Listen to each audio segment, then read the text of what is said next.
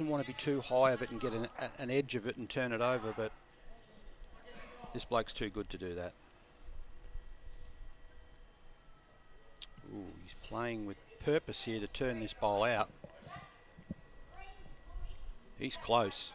He's close. He got it. Oh, magnificent. He didn't stay for the extra shot, but he made 1 into 3. Yep. Played the perfect weight. That's the percentage. He's tied the game up. That's a superb shot from Lee Schraner. Gives him 3. We're all square. It's 4 apiece. 5 ends down into the 6th end of 15.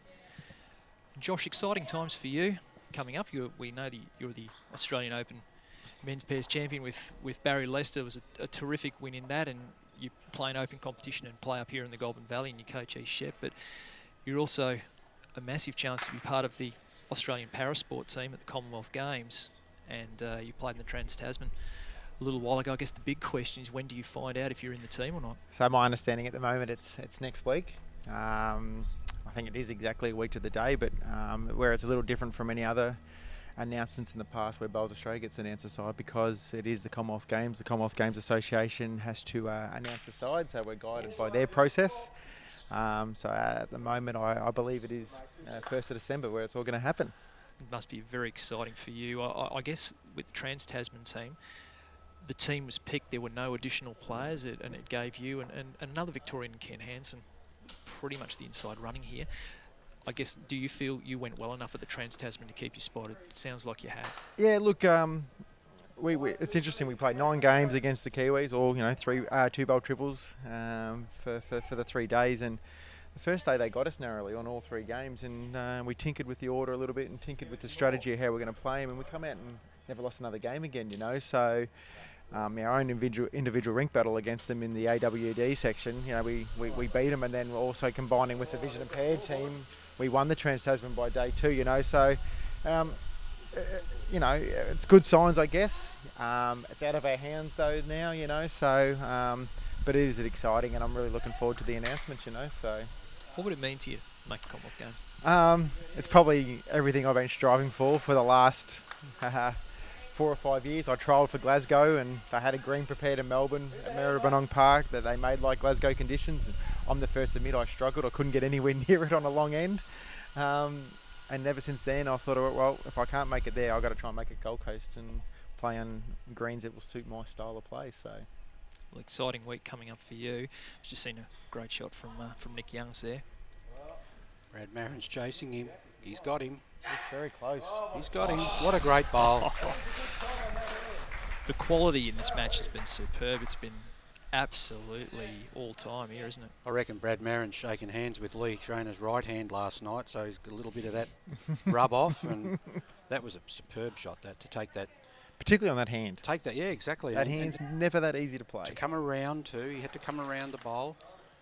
He played the weight to give himself a chance. Now he's got a big chance on his forehand to draw another shot. And this is what sets certain players above others, when they've got the ability to do it on one side and then switch over to the other side and draw another bowl within a couple of feet of the jack. And I'm pretty sure Brad Marron can do that. He'll be pumped after that last one he played. He's a little tight. Yeah, he's just got a little bit. If he'd gone out a little bit wider, he would have had a superb bowl, but he's in the count. He's got 2. It's not a bad home either, Bridgie. Yeah, the jack's a metre from the ditch. It's pretty hard to draw to the edge here if the jack does go in.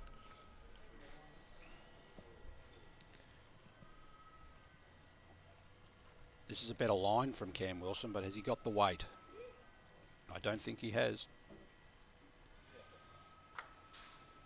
Key to that hand, even if it has moved off the centre line, is never be afraid to throw it wider, because it actually still will come back. Like a velodrome. It is a little bit, yeah. A very kind hand. On the source's edge. Yes, Bridgie. I put a couple down there the other day. We're having a bit of a mess around. We had the side advertising boards there which were in a little bit further, and I just thought they were too close to the edge of play, so we moved them out and we put some bowls out there, and the further you went out, the more they turned. It's about right. Yeah. If the jack ever moves out to the boundary peg, it's nearly a inside-out shot then. Yeah, and that's probably not fair on the players to have to do that. They should be given the right to be able to go outside the line and come back. It's always harder to play inside to the outside of the rink. It's much easier to go to the outside of the rink and come back in as long as you come back in bounds, but not a lot of players play the inside to the out. Lee, uncustomarily, just overdrawing a little bit into the ditch. Would have been nice to get the jack on the end of that draw shot weight. Definitely. I would have nearly shut the end down very quickly. Well, it would have been unbeatable if it went in. They tell me, Josh, when you were trialling for the Glasgow team back in 2014, that Maribyrnong Park green that was specially prepared to replicate Glasgow, that one day you got there and they had to kick the sheep off.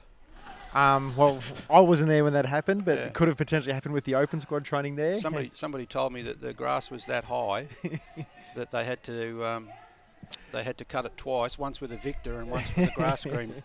It was mower. definitely very thick and very lush, Bridgie. I can definitely attest to that. And that's probably, here's another try from Schraner. He just had eyes for that jack then. Does give Brad Foote a chance. He's been good at correcting with his second so far this match. Do you think though that in the long term, you're going to play for Australia, you're going to be able to adapt to whatever the conditions are? Oh, there's no doubt, and Yeah. I think that marks the quality of a lawn bowler, you know. But I think there are some surfaces that suit people better than others, you know. Yeah. But the better bowlers will be able to play in all surfaces. Yeah, I think. Oh, that's why they left the gap. It's 2 to Schraner. Yes. Extremely close, that bowl. It wasn't far off, was it? Did it make you change what sort of bowls you used on that slower green down at Maribyrnong Park? Like a lot of the newer bowls are virtually designed and manufactured around taking the minimum amount of grass they have to on fairly quick and flat and hard greens. On the older type softer greens, sometimes like a medium weight bowl with a bit of drawing biases. Well, at the time I was using Henselite Bridgie, and I was using Dreamline XG, but prior to going to the trials I got the word to get something a little wider, so Yep. I contacted Henselite and got a set of Tiger 2s I think at the time. Tiger 2. Yeah, which were wide turning, but Right. on that surface they still didn't even turn that much, Yeah. you know, and that pace, you know, so you definitely, at that level you need to have a bowl for the conditions you play on. I think complete opposite. If you know you're going to a place that's probably 19 seconds, you probably have to go for a narrow bowl, you know. So So you've really got to have more than the one set of bowls in your kit. definitely. Mm. But at that level, most manufacturers look after the bowlers and will make sure they have the equipment they need to perform at their best. Just bring you up to date with the women's triples final on the adjoining rink there. That's Great Daphne shot. Rohrback v Gail Edwards. 5 apiece. Nick Youngs has certainly played some very, very good bowls in the lead position for the Brad Foote team. Numerous occasions here in the last few ends he's had a resting toucher, but too much of the jack exposed, and he's had the jack tucked away off him a couple of times by really great conversions from Brad Maron. That last end was in particular a great bowl. Definitely. Here's a great shot too from Dylan. Probably would rather have seen that far behind the jack than in front. As you know, Bridgie, not many jacks come forward. No, it's not something that's planned, I think, to get the jack forward. Sometimes you see it happen, but 9 times out of 10 it'll go backwards. Another good leads bowl here, considering the first one. Yeah, great shot. That's a really good shot. Locks in his first bowl virtually. And now Brad Maron will be on that forehand side coming down. Interesting thing about Nick Youngs, he is playing that other side of the rink, and he's actually doing quite well with his forehand going that way. There might be some... That's always been an indication, that far white spot there. If the bowler's over that, it's in virtually the right area. But here's just a case of just a little bit too much weight. Sometimes I think those marks on the green are an advantage. If you look at where your bowl finishes to where you go, you can use it as a guide. I'm pretty sure the Shep Park locals will say the same, because I've practiced here a few times, and they'll tell you that they know where their bowl's got to be on a certain rink to indicate whether it's going to get back down the centre line or not. I remember once playing with a guy who was virtually brand new, very nervous about playing in a Division 1 side, and he was leading, and he said to me, "What do you think I should do?" And I said, "Well, follow where that shade of that light is, and I reckon that's your grass line at that time in the match." But he kept on following that, and as the sun was going and the shadow was coming across the other way, he kept on cutting the head, and he said, "I can't work out why my bowl's is turning so much because I'm still following the shadow." And I thought to myself, oh, what a bowl, Brad Maron. Brad Maron. Jeez, he's played some big conversion shots the last 2 or 3 ends. He has. He's in the mood for it, isn't he? Yeah, and he's in the mood. with his first bowl too. That's the key. He's done it with his first and given himself a chance to draw another one with his second. Not so then, because that was his second bowl, but it sets Schraner up. Here's a great shot. Has he got it? Not quite. No. Good guy for Brad, though.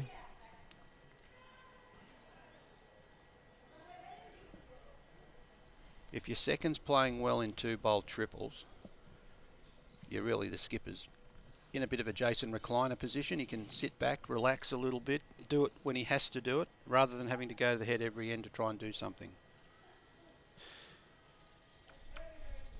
This is a thinking man's game, 2-bowl triples, because it's like 4s without a third. If your lead's not on, your second's got to get a close bowl. Yeah, there's definitely a lot more pressure on each position, purely based on it. Yeah, definitely. There's no cutout from that third person. I think you usually find in 2-bowl triples, if every player plays one good bowl, a really good bowl, you're a chance in the end, but you can't afford to have 2 players not play a good bowl. Exactly right. That's why in this, multiples are gold in 2-bowl triples. You very rarely see scores beyond 3 in an end. Yeah. And that nearly counts there. Yes, that's nearly an absolute shot. Stands right at the back of the mat, Brad Foote. He's also very unassuming. No body language. Doesn't look like he's ever flustered.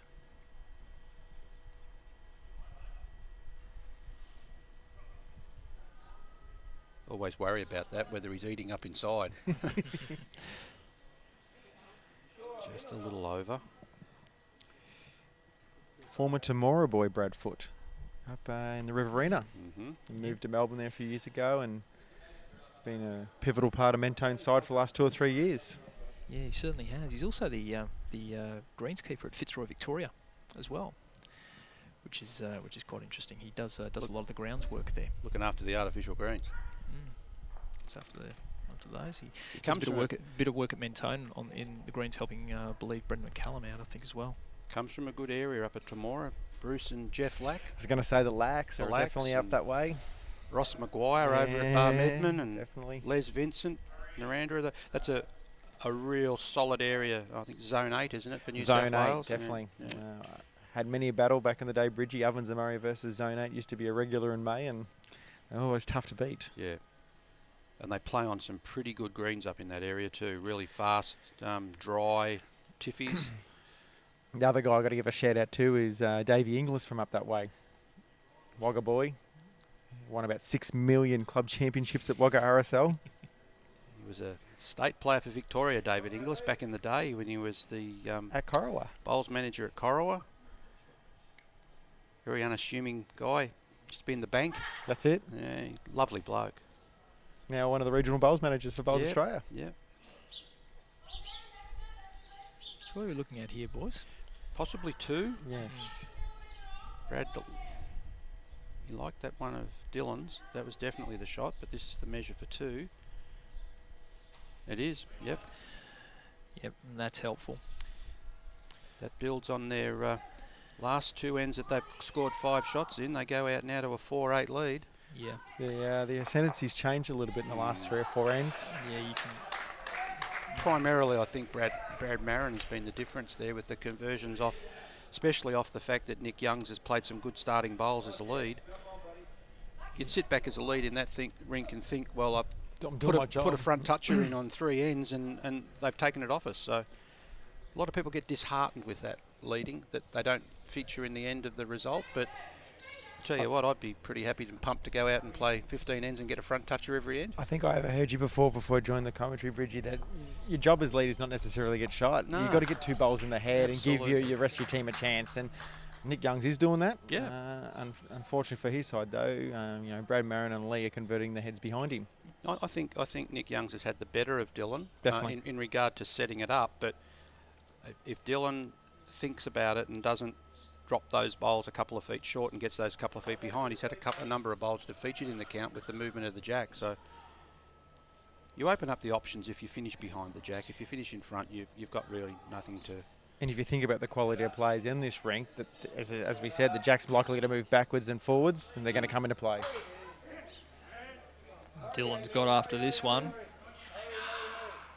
Yep, that's a good shot. Good shot. It's really good. Dylan Filuk's a interesting lad. He's a club champion at 15 at Bacchus Marsh. He won 3 titles there, and these days playing at Bendigo East. He actually had a stint in the Ovens and Murray as well too, Guy. Yeah, he was at Wangaratta Bowls Club for a couple of years at the very least. He's the same age as my younger brother, and they used to play in the under-18 Kelly gang together. Aha. It's another product of the The infamous Kelly gang. Yeah, the wonderful under-18 programs around the state. It's proving a very serious pathway now of some of that the under-18 junior development we're doing in this state. Definitely, and the ones in this area are doing some good jobs. The GV Devils are up and running again this year. The Campaspe Cannons have been quite strong the last couple of years in terms of numbers. Bendigo has been quite successful. Some really good pathways there through the junior system.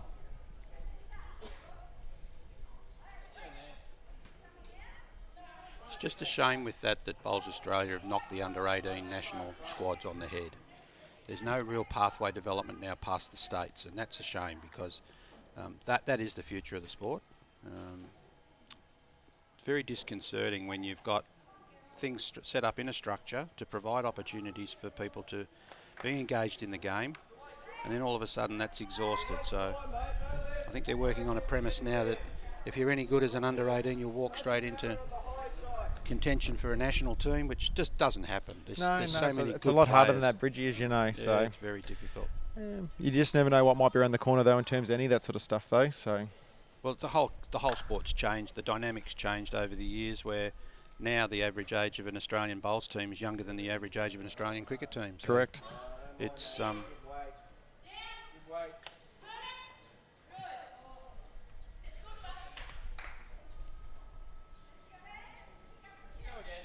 it's like a factory, isn't it? Churning out bowlers.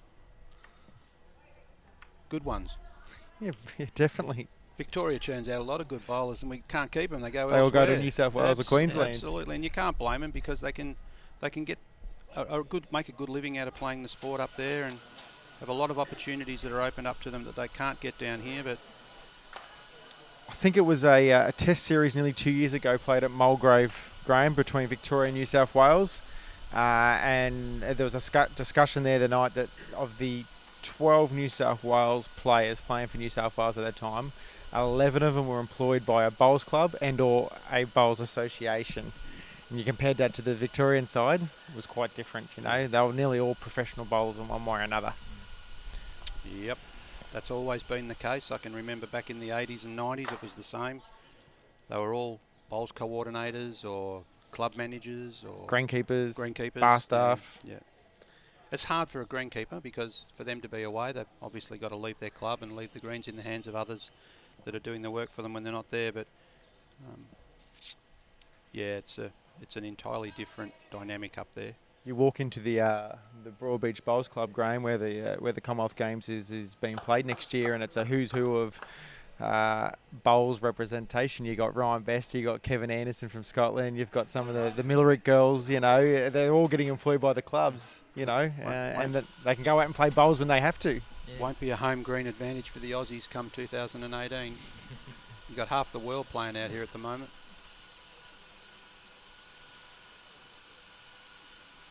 Brad Foote on the attack. Looking for something off the side here, or the... Yeah, oh, well, he's got a movement. Might have cut it back to one. Brad Marron's bowl there, caught that in the slips. Would have been interesting if that hadn't have jammed on that bowl and it had gone out of bounds. The 2 bowls there up near the tee would have come into play, which would have meant Dylan Filuk would have been still holding the shot. If it skirted past Brad's, it might have got to Cam's bowl just behind it too. So just behind, yeah.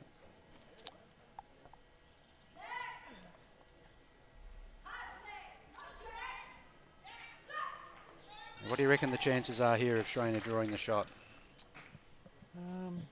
Well, I think he plays backhand, and if anything, if he plays backhand and he moves it probably a foot, he nearly brings Dylan and his own bowl into the count. If he sits that green and yellow bowl, it's also nearly the same nearly result. Brings them all in, yeah. Don't think he'll die wondering. He might give it a chance. He'll give this a go. He's got a beautiful line on this bowl. Beautiful line on this bowl. What a great bowl. Oh, he's made that into 3 nearly.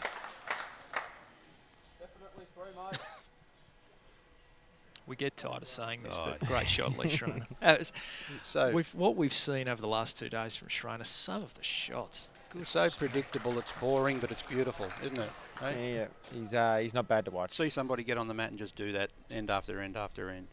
There is options for Brad. I mean, he could play the kind hand, the forehand side, and he knows the bowl's going to get down to those bowls and give it a chance. Or he could play the backhand and chance his hand to get and sit those bowls. Still has to be careful though, because he's only got that one in the vicinity. So if he was to play a little bit, over ambitious with the weight and clip that bowl, he could find himself in a lot more trouble than he is at the moment. But there's a chance for him to draw the shot there. Definitely. He's got to sit.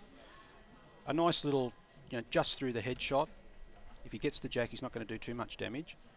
He'll go with it. Better to be tighter than wide. Yep. He's got a chance here. He's got a chance here. He's very close. Okay, so he had good weight, no change, still 3. Yep. Yeah, we're seeing now that with this game, the last 4 ends, that Schraner's team have scored 10 shots in 4 ends. So they've ratcheted it up, haven't you? And the other thing noticeable is that since they've got the mat, they've gone long. Yeah. Which Lee loves doing. Oh, he hates it. Well, that means Lee Schraner and his team, they're out to a 7-shot lead now. And we're into the 9th end. Reminds me of Rex Johnson back in the old days when Rex Johnson's lead for his rink for New South Wales. He didn't care where he could put his bowls as long as he could roll the jack from ditch to ditch. We hope you're enjoying our live stream coverage here of Bowls Victoria of the 2017 Steller Vic Opens, brought to you by Aussie Gutter Protection. They're our longest running corporate sponsor at Bowls Victoria. Been with us for 7 years, and they can also help your club. They can help sponsor your club. Contact Aussie to find out more, 1300 88 5525, or go to the website, aussiegutterprotection.com.au, to find out more about how they can help you and your club. Probably Nick Young's most loose end, that last one. Yes. So he's got to get back on it to give these guys some sort of a chance, because at 11-4 with only 6 ends left to play, it's going to be right on from here. Virtually the halfway mark's been reached, and there's a 7-shot margin.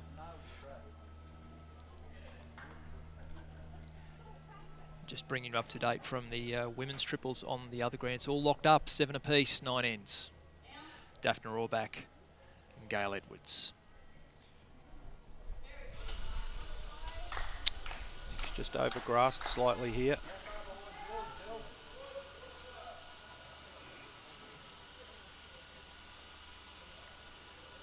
We might see Brad Maron smother this jack here with that bowler foot behind from Dylan Filuk.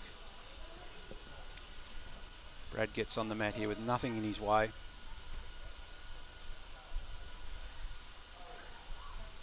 Got the weight, he's got the line. It's a pretty good bowl. Yep. Really nice Sort bowl. of takes that ditch side away now a little bit too. What bowls would Brad be using, Josh? By looks of things, he looks like he's using Dreamline XGs himself. Okay. Yeah. These definitely are. Yes. These are a half and half, so.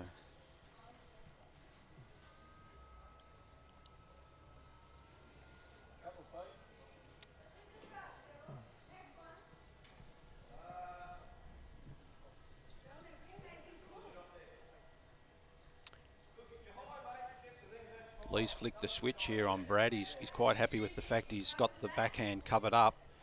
He wants to take that open hand away from Cam Wilson, because that's really the only lifeline that the Foote team have got in there on that forehand. So if Brad can cover up this jack, which he's very close to doing, he's got to slip through a little.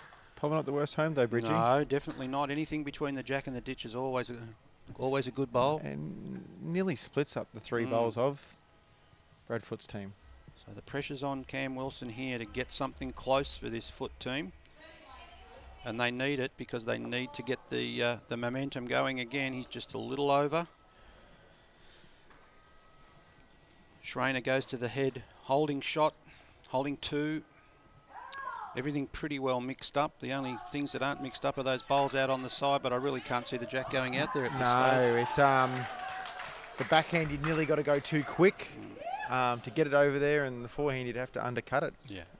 And the thing is, Lee's going first. He might move it first and take that shot away full stop anyway.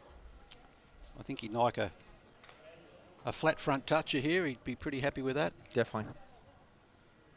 Or a bowl just in the draw, but still in the count. A foot out from the jack, which then puts the other skip in two minds of what to play.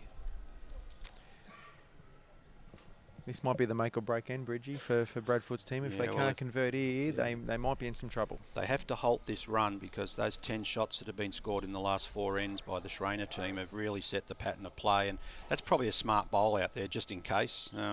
Bit of AMP, bit of insurance out there. Brad's now got to reach into his bag here and play a big bowl. First part's right, he's got a good line. He's got a very good line. All in his speed now. Oh, geez, I tell you what, he played that pretty well, but just a little touch, a metre over, that's all it was. What sort of bowls are those? Are those a Taylor or?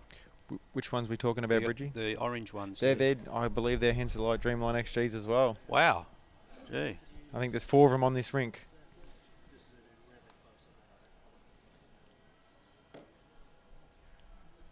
Now, what's Lee up to here? Oh, have a look at this.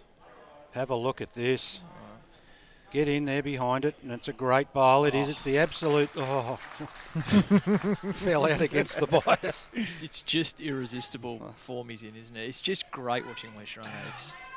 If Brad plays similar bowl, it's nearly the line that it's going to land that last bowl, isn't it, Bridgie? Lee's last bowl is a good bad bowl. Yeah. It's just giving him a sit there where he didn't have a sit before. That little gap was open for him to go just through. He can afford to reach it now, because the bowl has blocked up that gap that he went through before. Something to sort of land on, but he's got to do it. That's the thing. Like he hasn't got a bowl within 3 feet of the jack there from his team, so he's really under the pump here. His heart will be beating fast. He doesn't show it, but you always worry about that bowler that doesn't express anything outwardly, you know. I'm sometimes totally the opposite, Bridgie. Oh, you've got to be your natural self, you know. There's certainly a range of temperaments amongst our bowlers, aren't there? He wants to go back to the mat, size it up from down there, and think about what he's most confident in playing. Sometimes I wonder about the mid-green conference with the other players. He's got to do it. He's got to lift his team. He's got to inspire his team here with a big bowl, because really, if they drop a number here, it's virtually the end of the penny section. Yeah, chasing 10 with 5 ends to go is going to be tough. Yeah. And particular way the opposition's playing at the moment. Particularly since there's a bloke called Lee Schraner. Oh, mate, he's just picked up from his, well, he's played everything, but his mixed pairs form last night, his singles play yesterday afternoon, and his skipping this morning has just been exemplary. He's playing back in here, Bridgie. This is really They're trying to get that jack in that corner, I'm thinking. This is really Sydney or the bush stuff here. And it's the bush. Yep. That was a really tough shot. He was looking for that coming down through there for a number. If he gets it absolutely perfect, he might make 4 or 5. Probably wasn't the time to do that. He had to get the shot. Well, picked up 2 there. Lee Schraner takes a 13-4 lead over Brad Foote in the men's triples final.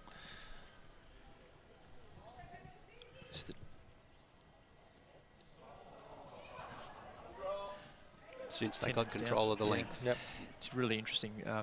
You want to point that out, Graeme? That's yeah. I think look at the 5th end,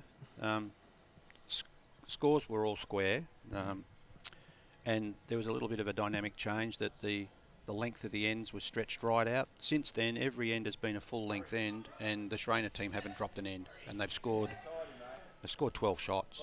So it's a sign of the times, I'd say. Yeah, play to your strengths. And there's no doubt what Leroy's strength is. Or also knowing your opposition's weaknesses, potentially. Well, possibly that too, Josh, yes. Leroy's strength, I think, is getting his bowls out of his bag. That's just the skill of the bloke. You know, I can't remember anybody that I've seen that just loves playing ditch to ditch like he does. I reckon there's a couple others. Interesting, the guy he's playing in the semi-final of the singles doesn't mind it himself. Yeah, but he's a... Gee, I'll tell you what, I love Matty as a player, but he hasn't got Lee's record as a singles player. That's the thing. The last time that they played in this last year, though, it was very one-sided, wasn't it? He towed him up. Yeah. He towed him up. It's great to have the insight of former Victorian player Graham Bridge and hopeful Commonwealth Games representative for Australia, Josh Thornton, in the commentary box here. You're getting some wonderful insight on a very, very good performance from Schraner and company here. What's your position, Josh, potentially in the Com Games team? It's interesting. Last weekend at Trans-Tasman, I was the only guy in the team that played every position. Okay. I played second for 2 games. I skipped for 2 games. Interestingly, though, that when we gained the ascendancy in the series and started winning our games, I went back to lead, which I quite enjoy doing. I feel like I can do it reasonably well.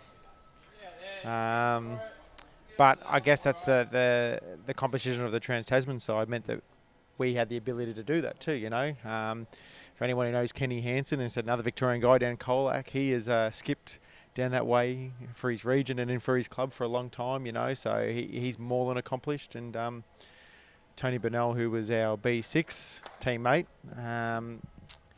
you know, when he went to Glasgow, he actually played second in the team, you know. So he's more than capable of playing multiple positions himself, you know. So Tony's from Queensland, isn't he? Yeah, he's currently residing on the Gold Coast, but played most of his bowls since I've known him in Brisbane. So it's fantastic. Oh, it's only 70 k's from the Gold Coast to Brisbane. It's an easy trip. It's a south suburb. Yeah, it's fantastic to have two Victorians on the cusp of Commonwealth Games selection in the para sport, and a couple more on the cusp of selection for the overall Australian team as well. Both Barry and Carla. Should be in a good position to make the side. I think we can count Aaron Wilson amongst that too. I know Aaron's playing in New South Wales these days with Cabramatta. Are we going to take Brett Wilkie too if he makes it? Exactly. My argument all along in this, they're all nearly ex-Victorians, but we've got on them for what they're doing. But it'll be a once in a lifetime experience to play a Commonwealth Games in your own country. We had our most successful Commonwealth Games ever in 2006 in Melbourne. You happened to run that one, didn't you, Bridgie? I did, and it was a hard job, but it was very fulfilling. You can't run an event like that for your own country. You've got to be completely bipartisan and run it for everyone. But the efforts of the Australian team in that series were exemplary. Only one player didn't win a medal. That's correct. And everybody that participated, great team spirit. One of the best moments I've ever seen in bowls, Kelvin Kirko ripping his shirt off when he won the gold medal. There were women in the front row of the grandstand fainting. I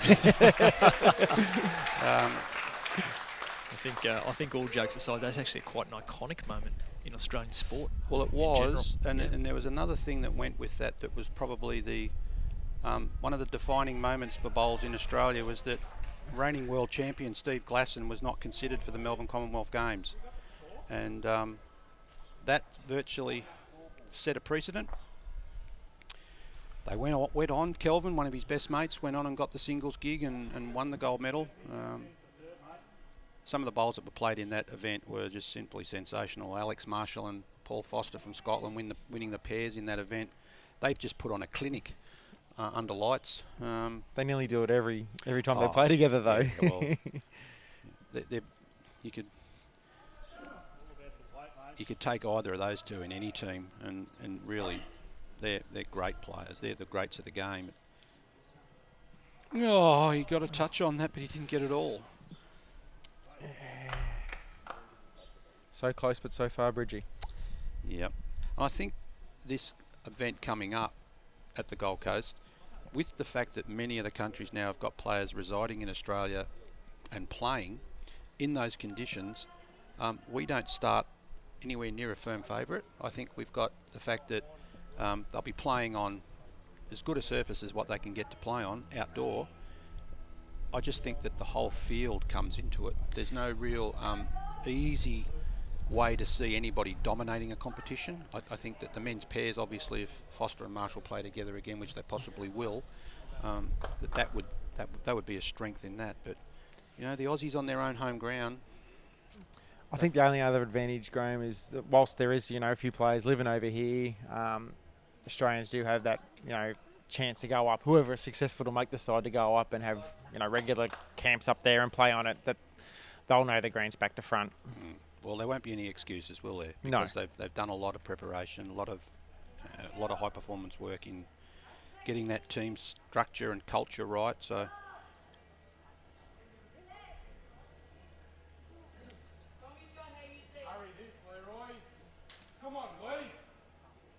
They're liking it. Is that in? Yep, that is three. They like it for three. They like it for three. Big time. Brad's just put the 3 fingers up. Gee, I think Brad Foote is under so much pressure here at the moment. He's got to try and do something to lift the team. He went within an ace with his last bowl of getting the jack in the middle, but he just got a bare edge of it. And the problem thing is, by getting that bare edge, he's tucked it a little bit further behind the bowl, which makes it tougher to get now. Put it in a worse position. Yeah, there is a plant there, I think, but I don't know whether it lines up through the jack.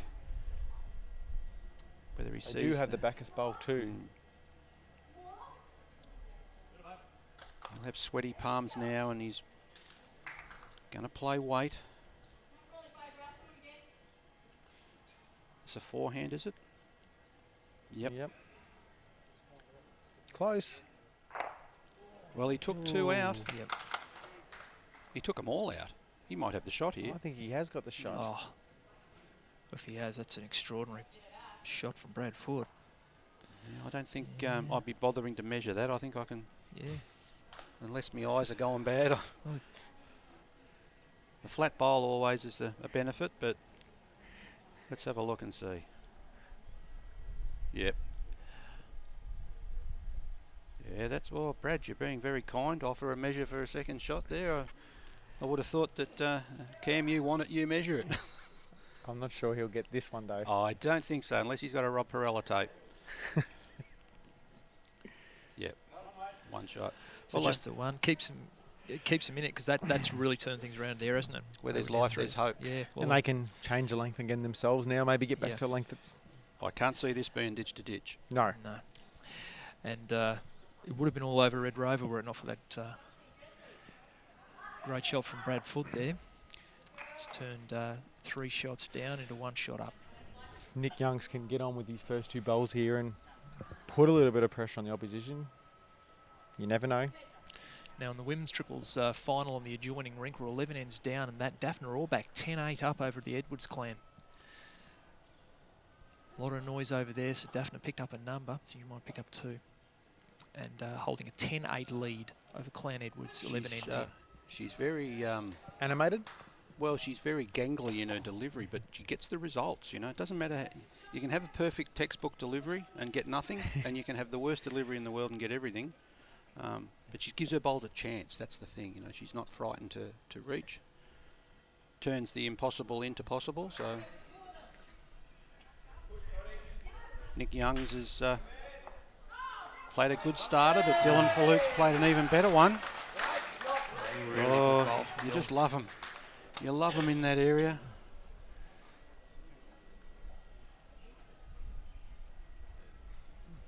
And as Dylan was playing that bowl, the lady we're talking about, Daphne, actually pulled off another conversion shot on the rink next door too. Oh, well, there you go. Playing with a nice little bit of weight. Yeah.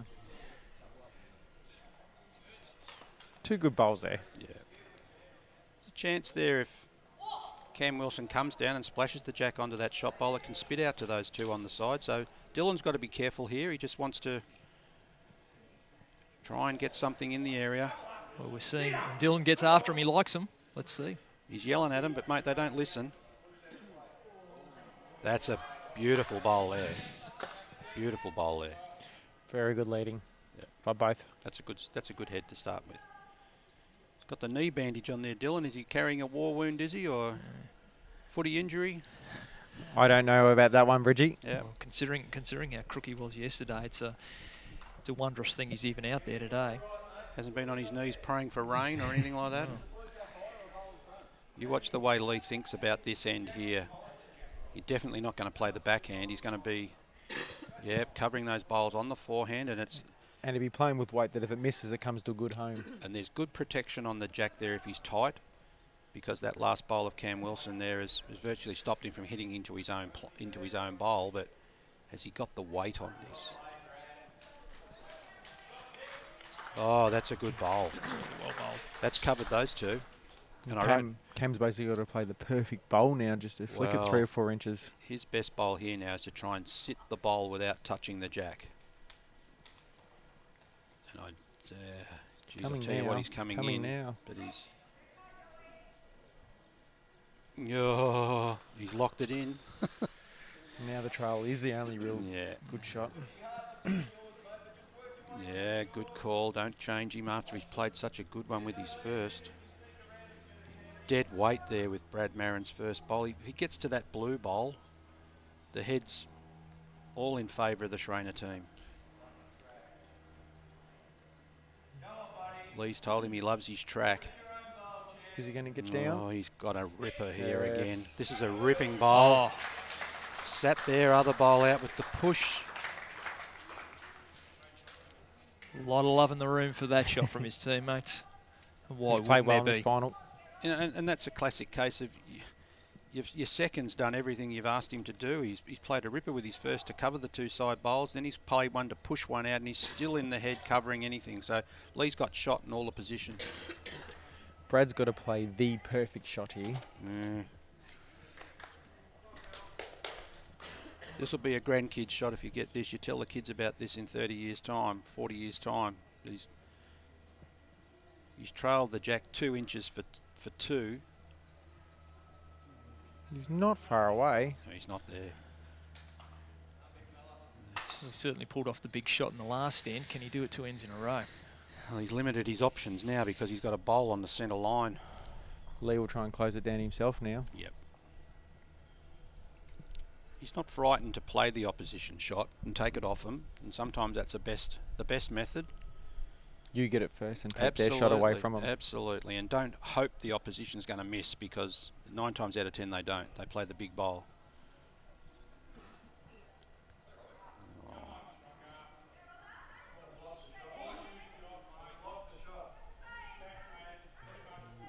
Yep. Smart bowl. So now it might be one of these, let's launch it down the middle and see what happens. Geez. Yeah, but there's not a lot else going on there. He's got to have a look at this, because he's got to have a look if he's offline and he hits something, what's the damage it's going to do? If he does damage, and Schraner's got another one to come, he could really punish them. I just don't think he's got a shot here. Yeah, Brad Foote in a world of hurt here. That high bowl there of Cam Wilson's, that yellow and green bowl that's probably 2 feet in front of the jack, is really limiting his options. He might have had a shot before to play weight off the edge of the Brad Marron bowl to try and take the shot bowl off or get the jack out the side, but he's really got nothing. I think it's an all or nothing. It's got to be pretty quick. You know, if he gets through Lee's, he might get to the jack through, might get through his own orange one through. We saw some interesting shot play last night from J. By Norris in the pairs semi-final, where we were trying to predict what he'd play, and he was very unpredictable in what he played. And on one end, he drove a bare jack, which went into the ditch out of bounds and respotted and put it in the same spot where it effectively was. So the head didn't change. When he had a really good opportunity to sit a bowl out for a number, he chose the power shot. Oh, he's going to go. This is Sydney or the bush, this. He's playing control, swinger. Well, he's given it a chance. That's a great result. One really down. Good result, one down. Yeah, and again, just keeps them in it. Needs another bowl. I don't think Lee will play this.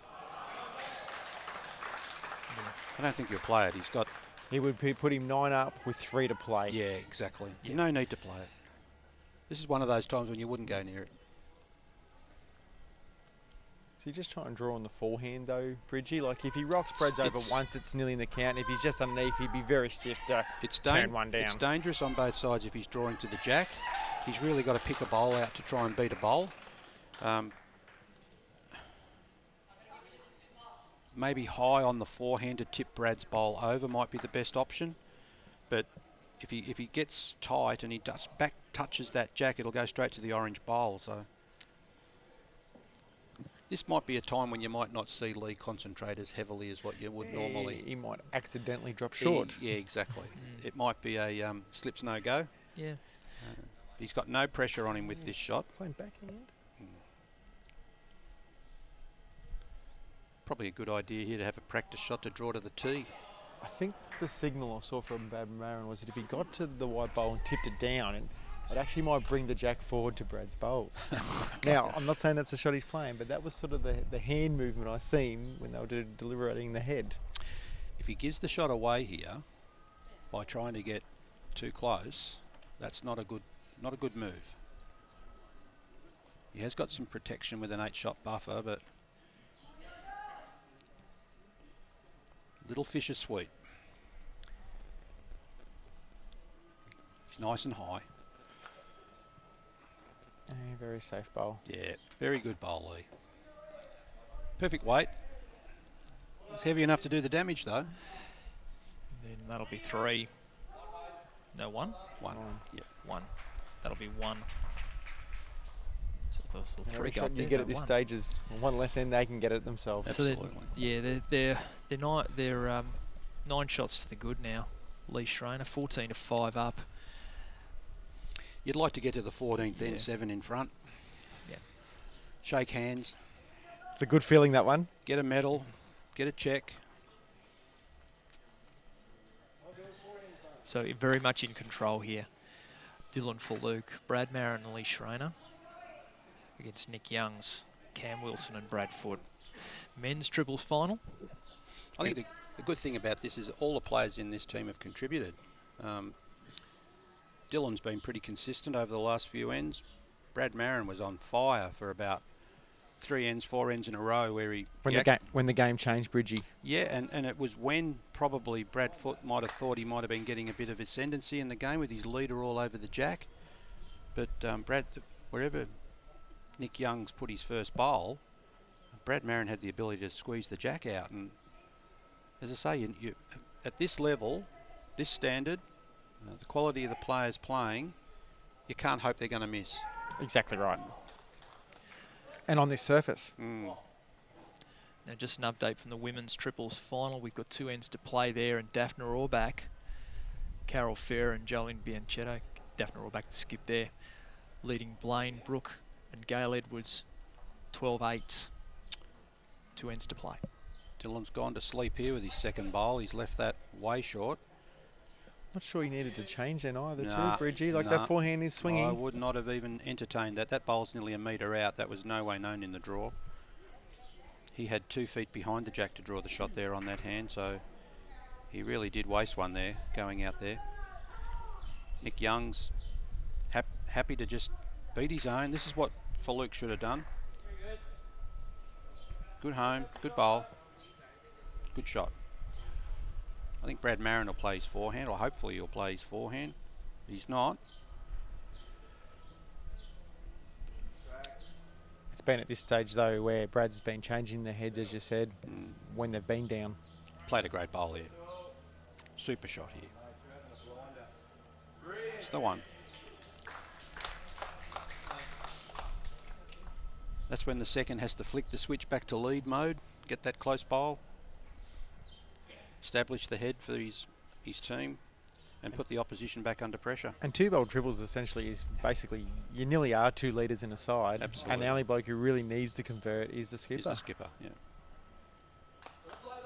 Just that little bit there, I don't know, might be carrying too much colour on those bowls. Pulled it up a bit short, but Cam had to be there then. It's virtually in the way now. Has made it tougher. Marron's going to show his versatility here and get out on that forehand. Just not going to pull. It's probably got the tee. Lee's not unhappy with that because it finished behind.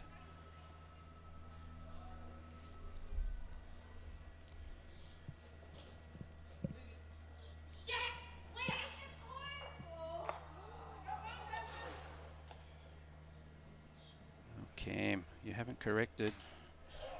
You've just taken a little bit off that bowl. It's going to be hard for Foote to get a score to try and get himself back in the game here. He's got... His only option is getting rid of Marron's bowl. And, yeah. You know, it's probably forehand to try and poke it out clean, but that just invites the jack to be moved then too, you know. I think the other thing too is, Josh, that to play that bowl out, it's disrespectful to Lee because it gives him so much room to draw a shot. True. Lee's got first bowl here. I think you'll get another one in the head to virtually counter that shot, and then Brad's forced to dead draw. Or if he sticks it close to the other one, he might be able to get the 2 out, but it limits his options by the fact he hasn't got a lot of position.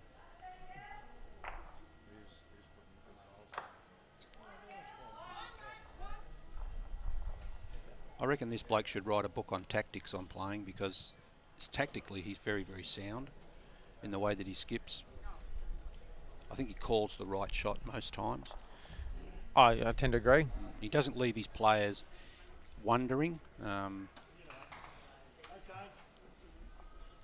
Probably won't be happy with that, but it's probably you are right. He's got to look for this bowl because it's his only option to get a number. I guess he's looking at it through Cam's bowls, He's is he? looking at a promotion shot here, which is knock-up bowls, always hard to play. You've got to get them perfect to get them in on the push. See that he's just gone wide and perfect weight to pump the bowl in, but they're hard shots.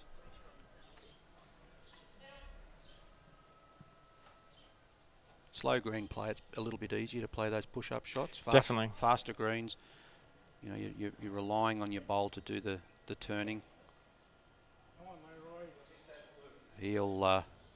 He'll correct. I've got no doubt in the world about that, Lee.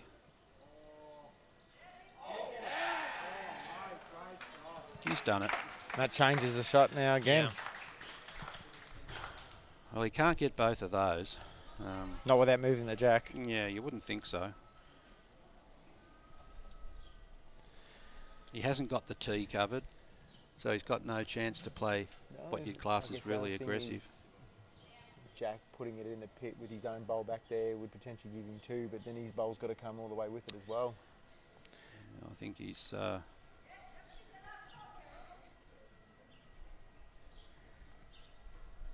he's got to be looking at that and saying, what the hell can I do here?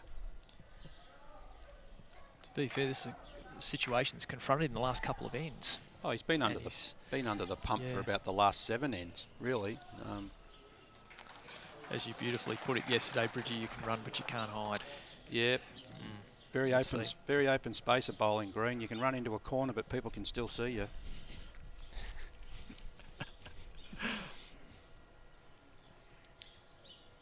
If I was Brad, I'd probably go outside behind the greenkeeper's shed and kick one of the panels in the greenkeeper's shed. This is all or nothing, and it's nothing. And another 2. 11 a difference with 3 to play. So Lee Schraner, 16-5 up in the men's triples final. You know, the thing about this is, and I think I know what Lee's strategy is behind this. By playing the ditch to ditch, the weighted shots, you're much further away. You've got to judge the bend on the bowl. You can be as firm and direct as you like, but you've still got to... He's not getting many open opportunities to do anything here. He's got to come through bowls, pick little gaps. It's very, very hard to convert with that. I think Brad Foote might feel a little bit like Nathan Murray did yesterday. Yeah. For those who didn't see that, Nathan Murray Great beaten shot, 21-4 by Lee Schraner in a quarter-final that we televised, and Lee Schraner was just unstoppable. Not that Nathan did anything wrong, it was just Lee was in ridiculously good form. Bloke shook his hand yesterday and got blisters. He was running that hot. Put his bowls in a bucket of water last night, cool them down. Good bowl there because that gives them a chance. It's a long road back for Foote. Dylan's got to make sure this bowl passes. Absolutely. You don't put jack-high bowls, or nearly jack-high bowls down as a lead and then drop another one short. You've got to get that second one up. Is he behind it? Yep. He is. That's as good as a toucher there, that bowl. That's a great shot. That's excellent leading.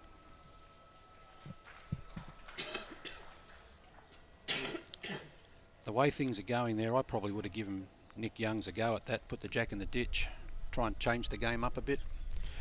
At this stage, you've got to try something, don't you? Well, you do. He might draw the shot here, but very good. Might have been interesting as a competition with the seconds and the skips to draw to the edge. You know, exactly. Something different. And we can tell you there's a result in the women's triples final. Our champions at the 2017 Steller Vic Open, Carol Fair, Jolene Bianchetto and Daphne Rohrback of St John's Park. And they've run out 13-9 winners over Blaine Brooke and Gail Edwards of Altona. I'm wondering if Lee's trying to set a trap here. Brad Marron's finished a metre behind. Cam Wilson must deliver a shot here for his skip. Must deliver a shot. The other thing to consider, Bridgie, that if Lee and his team gets to this end, the game is over. Exactly, yep.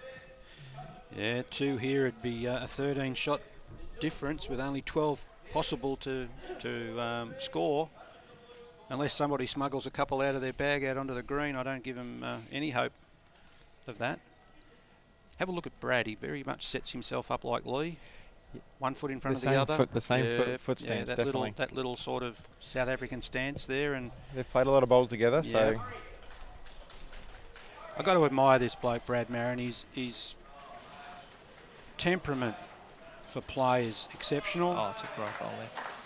His support of his mate, you know, and that's what it's all about. He's stood loyal, thick and thin with Lee. You see they've got good skip second relationship going there. I think Brad would know Lee's game intimately. Lee will always call his players on their strength. He's good on both sides, backhand and forehand. That's it. Draw and drive, he can do the lot. Well, they play pairs together too, so yeah, there's definitely obviously a good relationship. Okay, well there's a change. And I think probably even makes it better for Lee. Lee will be licking his lips here. Forehand, sit the bowl, turn the jack. Oh, super trail for 4. Options are plenty. We just should roll a tape, all the comments, because you can do it. You know, just flick a switch. Flick number 1 for a foot trail. Flick number 2 for a draw shot.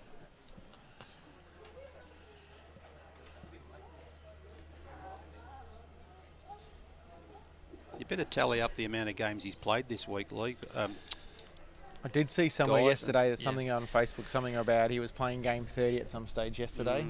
Well, we've played around about 2,300 matches at this Victorian Open. Once we get to the end of the finals, we're around in the mid 2-3s. And I think Lee Schraner would definitely be up in the 30s. 2,299. Look at this. Wacko. Look at that. Oh. Even the luck's going for him at the moment. That's it. Oh.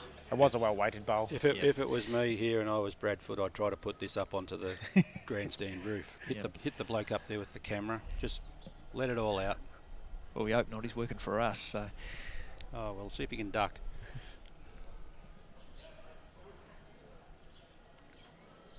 Even if Schraner gets one, like, it's 12. Here's a good bowl. Oh, it's a great bowl bat for Brad Foote. He's made Made two of two. that. Great That's bowl. a great shot.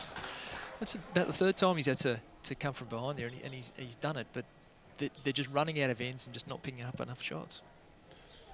There was a song once I can remember called Too Much, Too Little, Too Late. Love to play it, but... Yeah, Denise Williams and Johnny Mathis, I think, Bridgie. He'd need to hold this end, and Still would be, it'd be, you know, the greatest escape. Steve McQueen-like.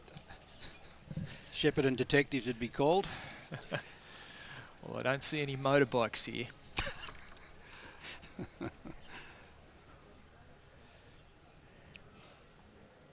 I'll tell you what, if there was one here, I reckon Lee could ride that and deliver a bowl and still get shot. Side saddle on a Harley, I reckon he could draw the shot.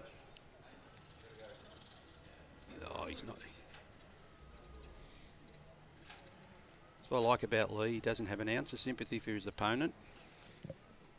They've got this team well and truly down by 11. They're holding a couple. Isn't it the saying, you give an inch, you might give a little more than that? Well, you know? exactly. You know, you go out there to not let your opponent score. I think he's lining up for a forehand drive here. Yep. He could actually hit the shot bowl, kill it, and then those two bowls will go. He could take everything out here and still have the spot covered. That was airborne for about the first 30 feet. He forgot to let it go. Ripped his arm across his body a bit. I think he was concentrating on his speed and getting it down there. What can he do here? That The bowl white of bowl's in the worst that bowl of spot. Dylan Filuk, you can't see it. There's no plants. There's no line-up. Oh, yeah. I don't think he's going to draw around that to get the shot. I think his best Sit results it is out. drawing a third one, and then Yeah. that gives you, what, 8 and 2 ends. Which is a chance. If he was to get a 3 here, as Josh Thornton said, that would leave them 8 behind with 2 to play. That's to tie the game to get an extra end, but I just can't see that occurring at this late stage of the match. Foote played an absolute bomb of a bowl with his first in this direction. Now he's gotten over onto the other hand. Looks like he's in a good area. Just a bit over, so that's 2 shots. So 2 to Youngs, Wilson and Foote. And that'll be 16-7, so trailing by 9. Sounds 2 like ends. sounds like another name for a legal firm. Youngs, Wilson and Foote. It is. Lots of law firms. No, you're not watching Judge Judy. You're watching Buzz Victoria's live stream coverage of the 2017 Steller Vic Open. Brought to you by Aussie Gutter Protection. If you've got birds in your roof, contact Aussie now to find out how they can provide a 100% bird proofing guarantee. 1300 885525. We could be facing our last end here. Yeah, unless the Foote team gets a big score here. Well, Nick Youngs has come to the party here again. He's put a very close bowl down. That's Brad Foote's best strength there. If his leader can get on the jack from the start, but he's got Schraner's second man, Brad Maron, to contend with, who's taken a couple of shots away from. Here's a reasonable bowl, but it's just in the area there. I can't see the jack going there. Nick Youngs needs to nearly trail the jack himself again. Just tuck it in behind. Fall on it. They've just got to try and smother the jack and hope that they Miss. opposition don't get there. But, you know, here's a good bowl here. Yeah, it's where you wanted it. Absolutely. Oh, I wish I was leading with this second bowl here to that. Just a little through, yard over. Couldn't imagine Dylan being short here now. Oh, you can't be short of that. There's 3 options there. Sit the shot, trail the jack, sit the side bowl. He's played this well. Perfect bowl. Don't want the jack. Just want to do that, mate. That's what you do. Great bowl, Dylan Filuk.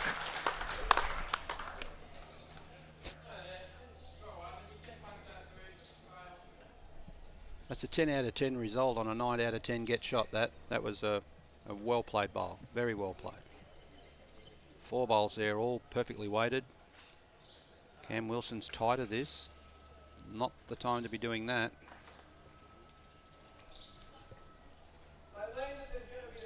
He's had 13 ends at going on that hand. Yeah, he needed to be more in the head for it a chance for anything else. Brad Marron's got to play this as if he's down.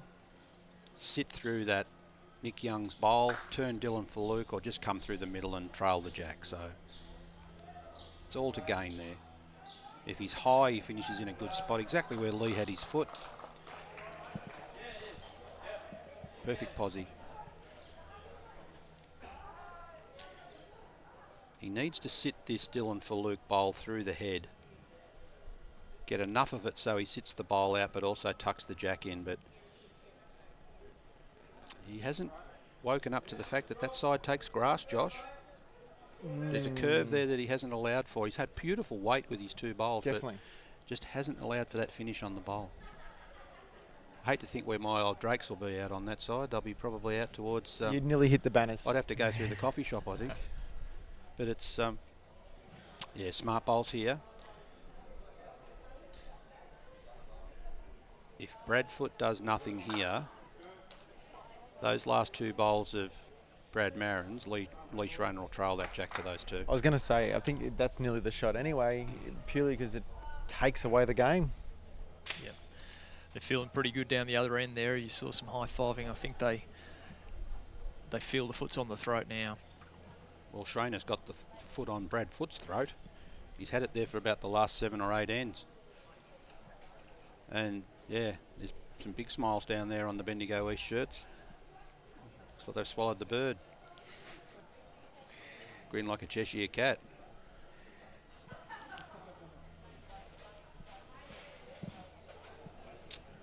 Brad, I don't think you're doing anything with this, are you? You're just making this more inviting for Lee.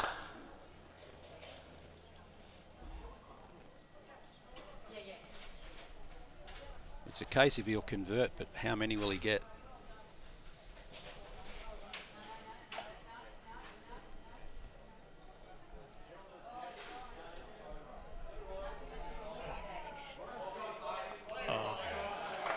Great. That's probably just about done it there. Yep. Lee Schraner at his absolute best. The worst thing for Brad is he's got no position. To attack this, it'll probably be a worse result for him. At least he's got no more ammunition. I only hope you got is if you hit, you take them all out and you rely on some higher power to sort of come in and help you out in that scenario. He needs more than God there.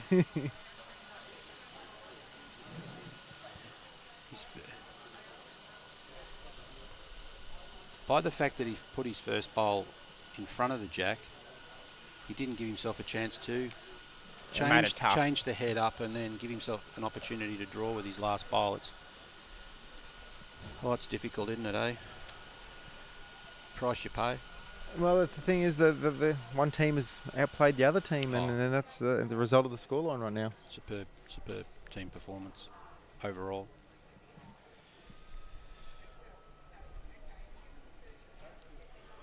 Wow, he's playing really hard weight here, but he's got a result. Close. He's going to get a result here. He's going to get the shot. Yeah, great.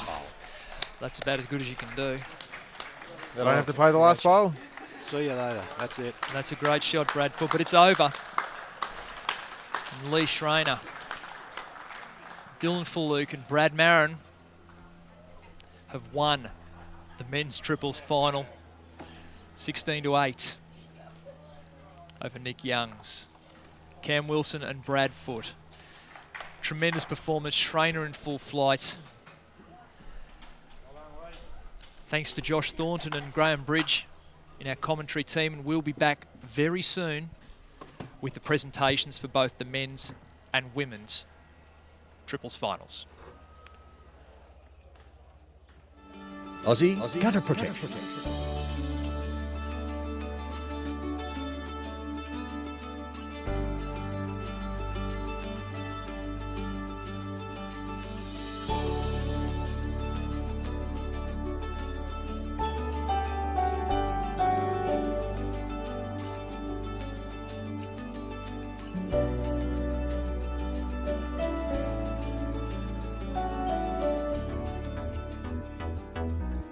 Are leaves, debris, blocking your gutters?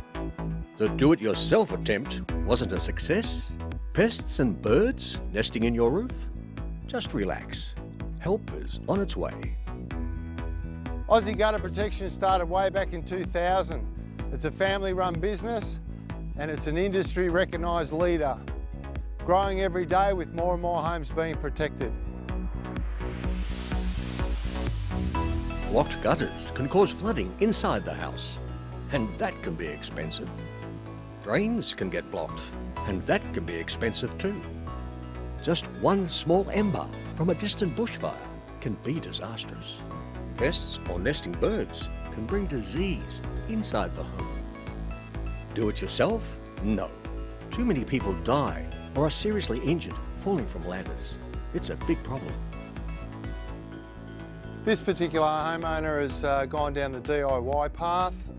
As you can see, little or no success. After a short period of time, the gutters are all blocked up. Again, some of it's blown away and missing. Not to mention the danger of actually installing it yourself, height, things like that, falling off a roof. Not a good situation. It's not only leaves that can block up your gutters, pine needles as well. With this house so close to pine trees, you can see the result. Aussie Gutter Protection's installers are trained to deliver a professional and secure finish to your home or building.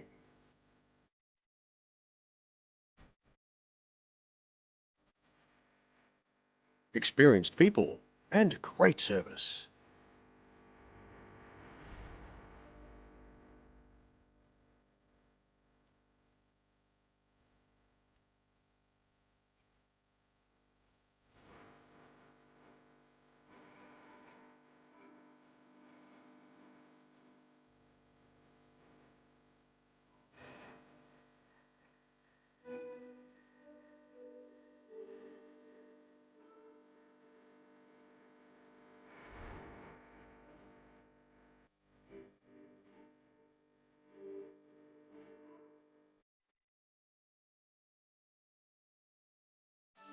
Aussie Gutter Protection.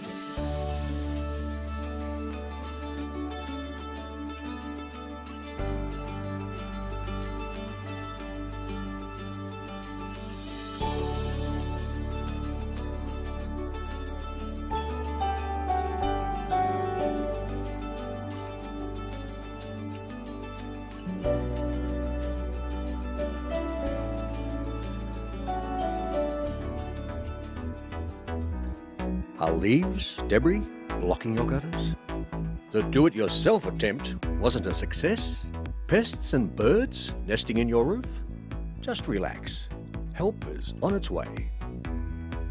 Aussie Gutter Protection started way back in 2000. It's a family-run business and it's an industry recognised leader, growing every day with more and more homes being protected. Blocked gutters can cause flooding inside the house, and that can be expensive. Drains can get blocked, and that can be expensive too. Just one small ember from a distant bushfire can be disastrous. Pests or nesting birds can bring disease inside the home. Do it yourself? No. Too many people die or are seriously injured falling from ladders. It's a big problem. This particular homeowner has gone down the DIY path. As you can see, little or no success. After a short period of time, the gutters are all blocked up. Again, some of it's blown away and missing. Not to mention the danger of actually installing it yourself, height, things like that, falling off a roof. Not a good situation. not only leaves that can block up your gutters, pine needles as well. With this house so close to pine trees, you can see the result. Aussie Gutter Protection's installers are trained to deliver a professional and secure finish to your home or building.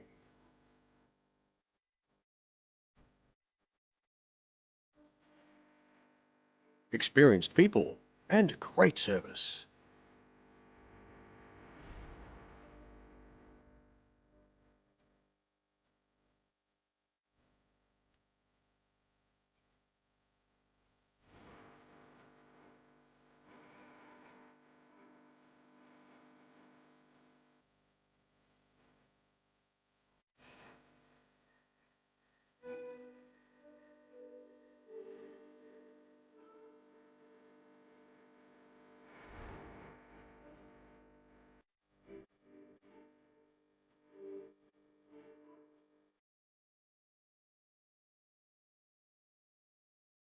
Aussie Gutter Protection. Great service is one thing, but let's take a closer look at the product.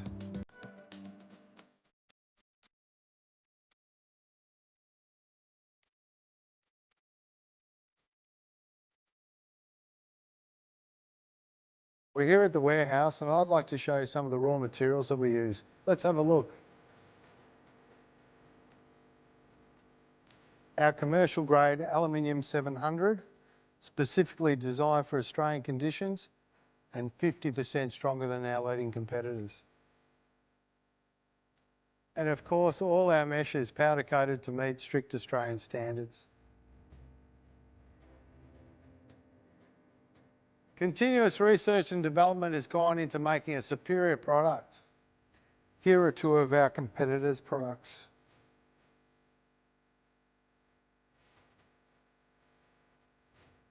And the second one.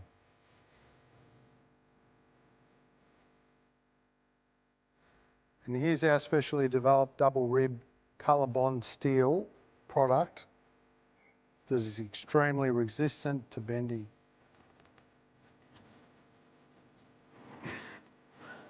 Now that's tough.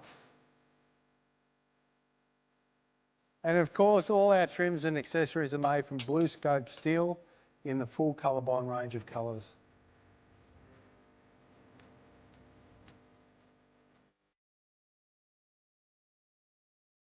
Your location in Victoria, or the type of roof you have, is not a problem. We have all of the materials and the expertise to match your roof to our solution.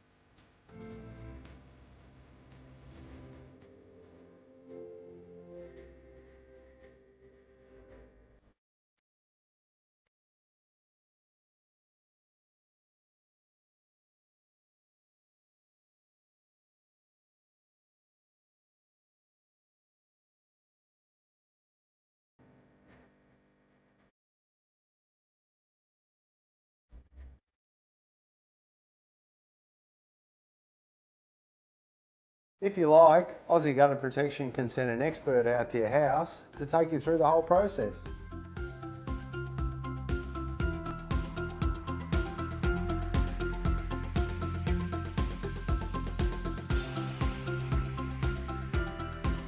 Aussie Gutter Protection, 16 years in the business, still going strong. Do it properly. It's worth it in the long run. Please contact us now at Aussie Gutter Protection.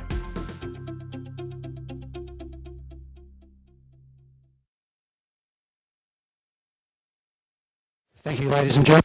We now come to the presentation of our first final for 2017 Steller Vic Open.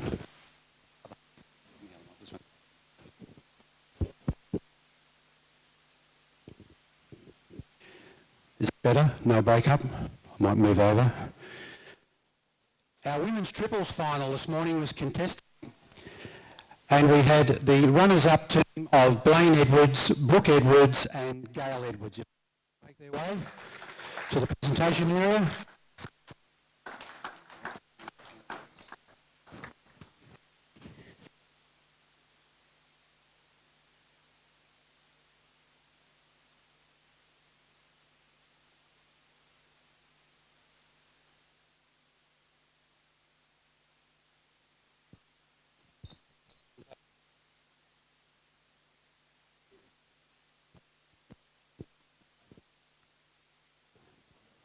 State President Barbara Gill making a presentation to Brooke Edwards.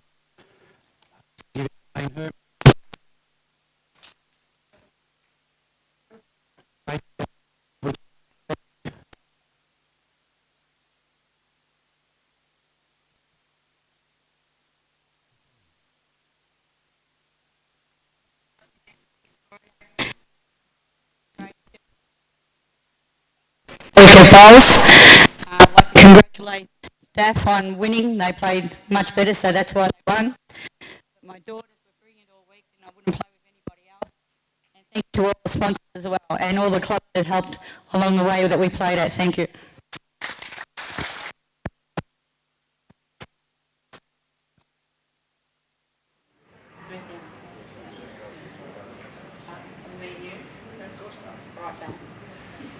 That brings the winners up to the presentation area.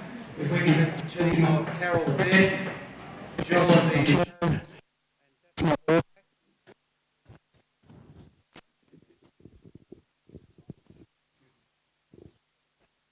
Joel.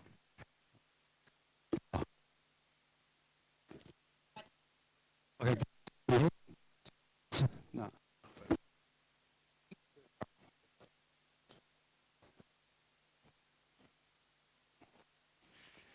Hopefully we're in range now. That's a bit better. Carol from Corrion, if you come forward please to get your medal from Barbara.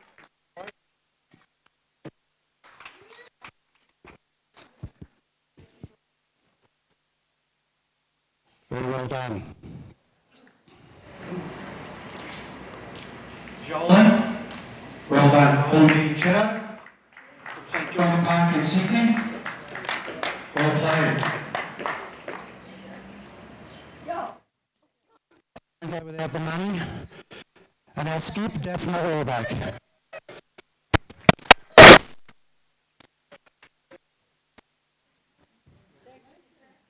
Don't go away. I want you to come and tell us how you did it, team. Well done.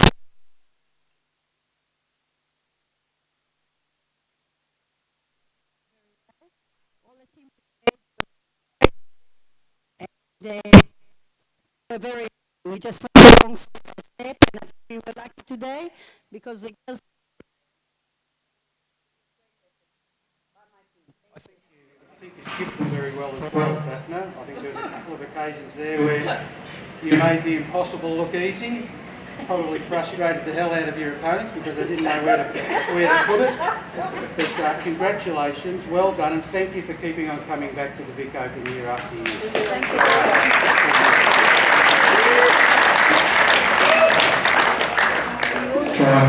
Two again. We'd like to get a photo of the two teams. Snuggly, not like the mix up. Mix and match. Yeah. Come next to Jerry. Yeah. Yes, do one of those. No, I do that.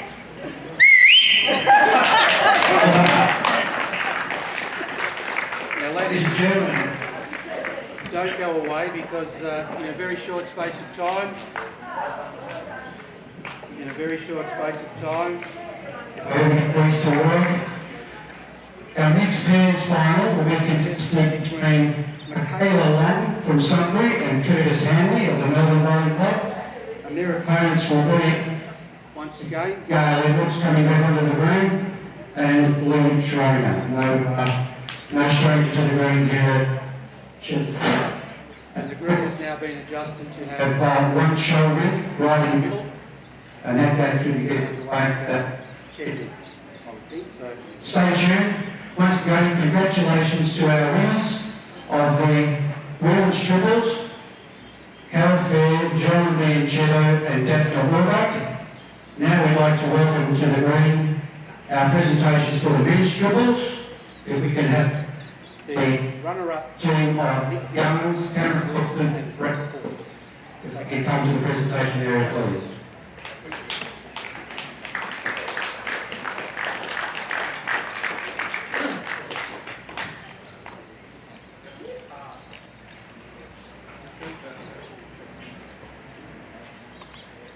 from the children club.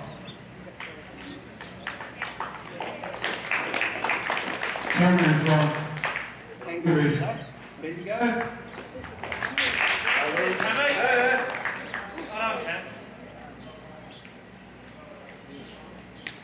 And Brad from Mentone Bowling Club.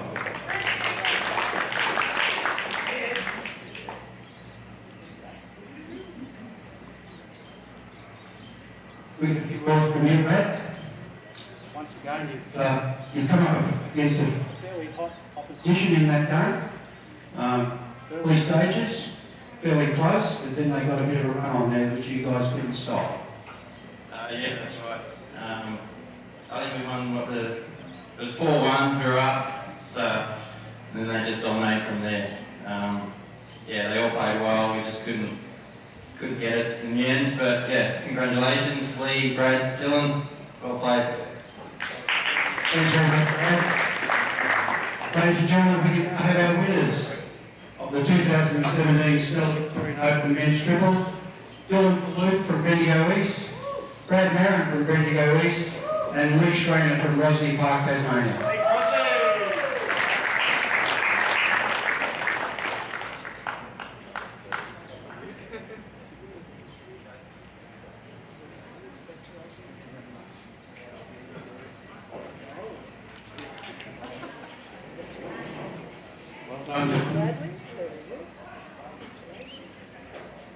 Well done, Brad.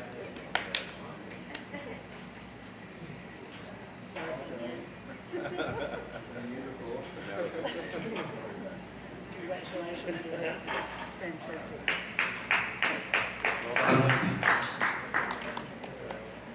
Now, Lee, Would be habit for me having to interview each final, at the end of each event, your team then, their performance, you would have been pretty happy skipping that ring.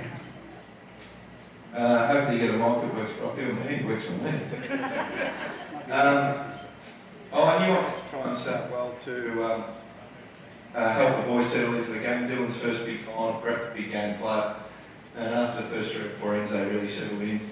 Credit to our opposition as well, they had a flawless run up into the final, and my boys just gave me a recliner. It's a great surface to play on, and they certainly drew some amazing shots. I just want to thank Luke Lamont from Lilydale when we had to exercise the sub rule yesterday when a little fellow went down.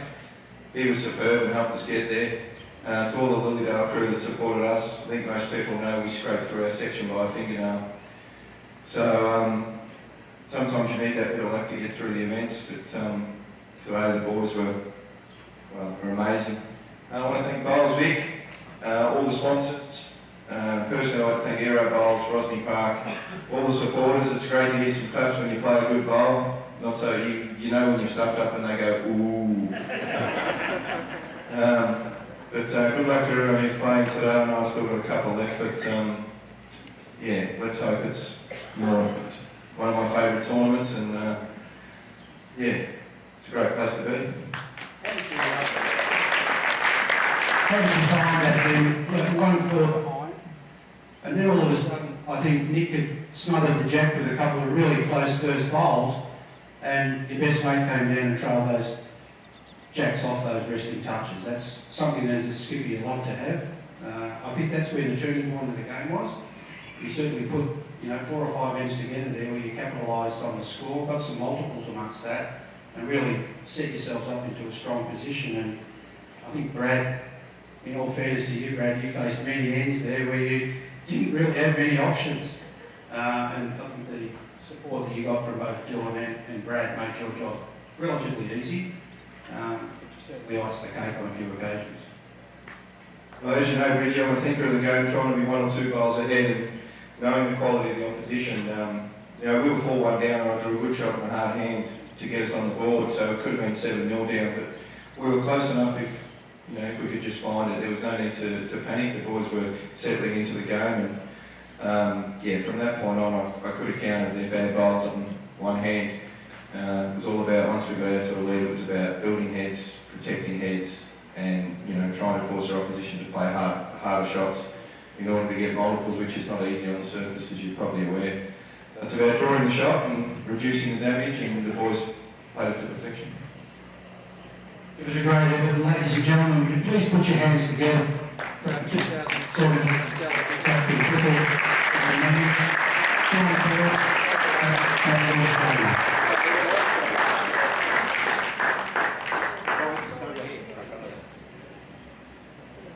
Just all clumping together, don't stand for practice. Go on, hang man, we can fit in here easy.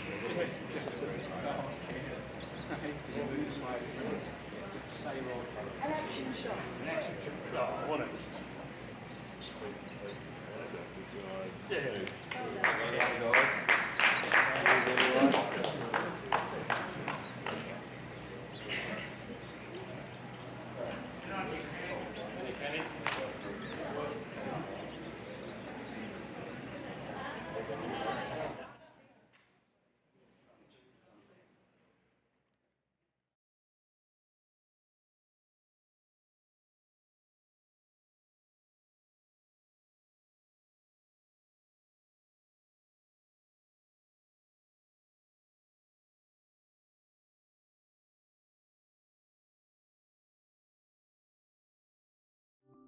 Aussie Gutter Protection. Great service is one thing, but let's take a closer look at the product.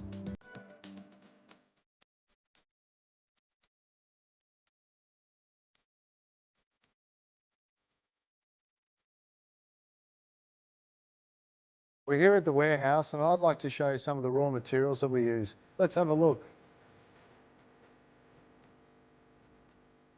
Our commercial grade aluminium 700, specifically designed for Australian conditions and 50% stronger than our leading competitors. And of course, all our mesh is powder coated to meet strict Australian standards. Continuous research and development has gone into making a superior product. Here are two of our competitors' products.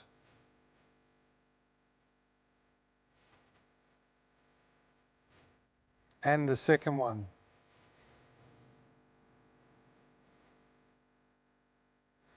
And here's our specially developed double rib colour bond steel product that is extremely resistant to bending.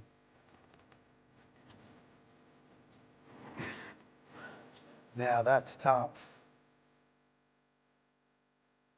And of course, all our trims and accessories are made from blue scope steel in the full colour bond range of colours.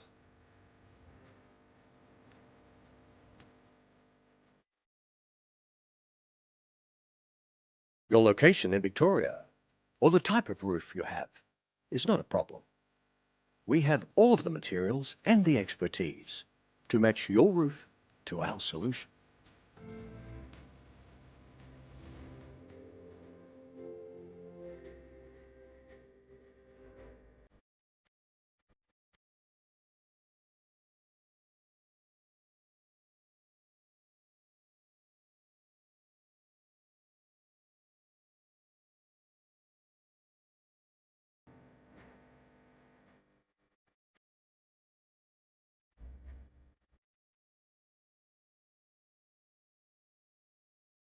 If you like, Aussie Gutter Protection can send an expert out to your house to take you through the whole process.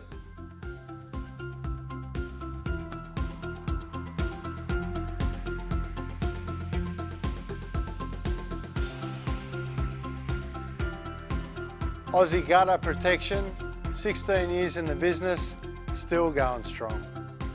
Do it properly. It's worth it in the long run. Please contact us now at Aussie Gutter Protection.